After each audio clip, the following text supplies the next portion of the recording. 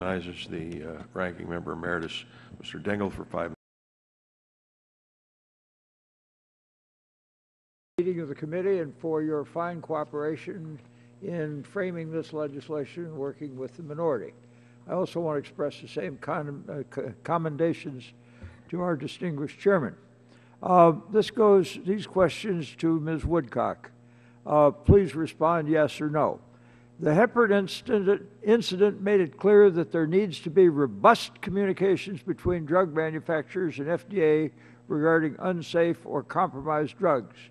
Currently, does the Food and Drug and Cosmetic Act require manufacturers to notify FDA if they have reason to believe that their products have been adulterated, contaminated, or misbranded prior to distribution? Yes or no? No. Are drug manufacturers currently required to notify FDA if their drug has been stolen, counterfeited, lost, or has been repeated, or there have been repeated manufacturing quality incidents? Yes or no? My understanding is that they do have to notify us for quality problems under field alert reports. The rest is no. Okay. Now, would requiring drug manufacturers to report such information to FDA confer benefit on the public health? Yes. As FDA continues to regulate an increasingly globalized market, the ability of FDA to work and share information with trusted foreign regulatory counterparts is critical. Do you believe that, and is that a correct statement? Yes. Doctor, is it true that FDA only shares commercial confidential information with state, local, or trusted foreign regulators when FDA has written assurance that the agency will not disclose? Yes or no? Yes. Doctor, can FDA currently share trade secret information with state, local, or trusted foreign regulators? Yes or no? No. Now, would authority to share this information with other regulators help monitor FDA's efforts to protect the American public with regard to today's globalized drug supply? Yes or no? Yes. Now, would this authority help FDA to have better information to assess risk and target oversight? Yes or no? Yes.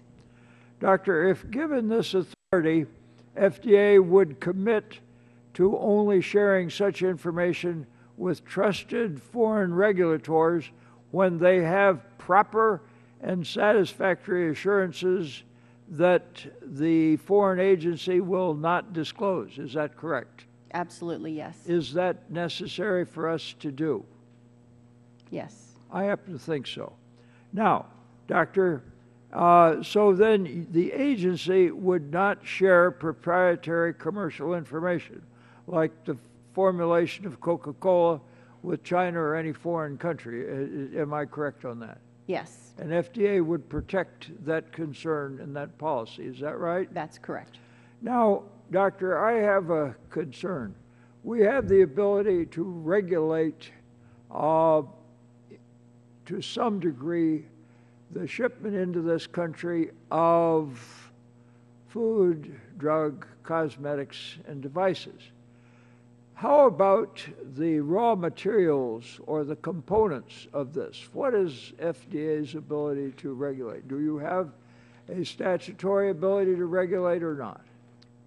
We have very limited ability to regulate the supply chain of components. Now, I must assume that being able to regulate that kind of activity and that kind of product would be extremely important to assure the safety of American consumers. Is that right? Yes. We found that out in the heparin case, did we not? We did. Now, we looked at this committee over the years at this problem of safety and that sort of thing.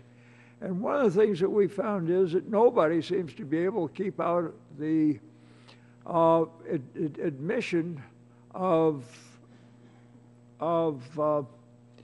illegal substances, unsafe counterfeits, and things of that kind, including some controlled substances. And I sense that a part of that, although not all, is the inability of Food and Drug to have the money, the personnel, and the necessary cooperative agreements with other regulatory bodies that deal with entry of commodities and people into this country. Am I correct in that? Yes. Do you need additional authority there? Yes. Mr. Chairman, I notice I have used all my time. I thank you for your courtesy. Chair thanks the gentleman, and now